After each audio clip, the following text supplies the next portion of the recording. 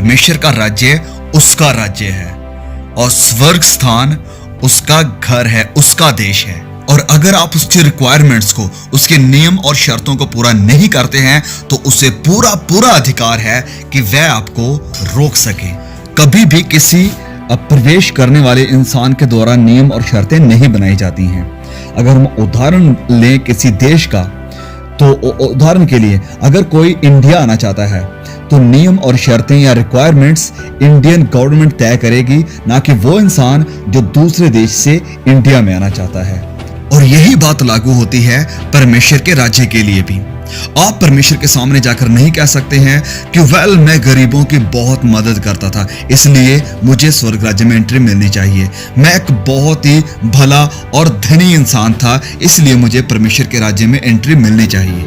नहीं, आप उसके सामने जाकर ऐसा नहीं कह सकेंगे। आप कभी भी परमेश्वर के सामने जाकर नहीं कह सकेंगे कि मैं स्वर्ग के लायक हूं। नहीं, नियम और शर्तें और रूल्स परमेश्वर सेट करते हैं, ना कि आप, ना कि मैं। स्वर्ग राज्य में सदा के लिए परमेश्वर के साथ वही रह सकेगा जिसने उसकी एंट्री रिक्वायरमेंट्स को, सारी नियम और शर्तों को पूरा किया है।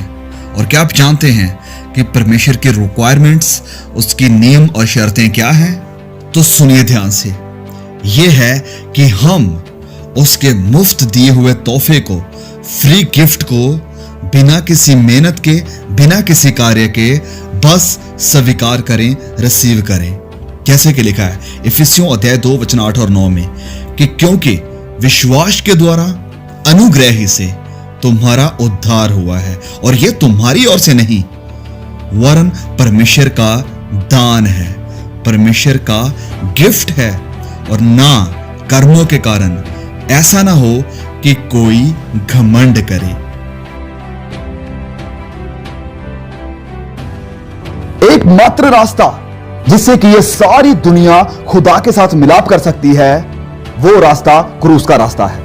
एकमात्र रास्ता जिससे कि आप स्वर्ग में जा सकते हैं, वो सिर्फ क्रूस का रास्ता है। और अगर खुदावंद यीशु मसीह क्रूस के ऊपर ना गए होते तो आपके गुनाह कभी भी माफ नहीं हो सकते थे, आप स्वर्ग में भी ना जा पाते, और इस दुनिया की मुश्किलों का भी कोई सलूशन ना होता।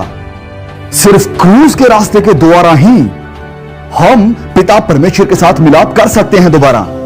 और इसीलिए यह जरूरी था कि प्रभु यीशु क्रूस के ऊपर लटका रहे, क्योंकि देखिए, इंसान परमेश्वर के खिलाफ विरोध करते आया है। आदम और हवा ने अदन में खुदा का विरोध किया, और तब से लेकर हर इंसान ने खुदा की व्यवस्था को तोड़ा है और उसके खिलाफ गुनाह किया है। और इसकी वजह से इंसान और खुदा के बीच में जुदाई है। और इंसान का खुदा के साथ जुड़ने के लिए एक ही रास्ता है, और वो है प्रभु यीशु के द्वारा। इंसान ने खुदा की व्यवस्था को तोड़ा और वह मौत के लायक है, वह सजा का हकदार था, वह नरक का हकदार था। लेकिन खुदा ने कहा नहीं, मैं अपने बेटे को भेजूंगा और वह आपकी सजा को, वह आपकी मौत को, वह आपकी नरक को अपने ऊपर लेगा, और आपके हिस्से की मौत वह मरेगा। और अगर आप मेरे इस बेटे पर ईमान लाते हैं तो मैं आपके गुनाहों को माफ कर दूंगा, मैं आपकी जिंदगी को बदल दूंगा, और आपको अंदरूनी शांति, आनंद और संतुष्टि दूंगा जिसे कि आप कहीं और नहीं पा सकते।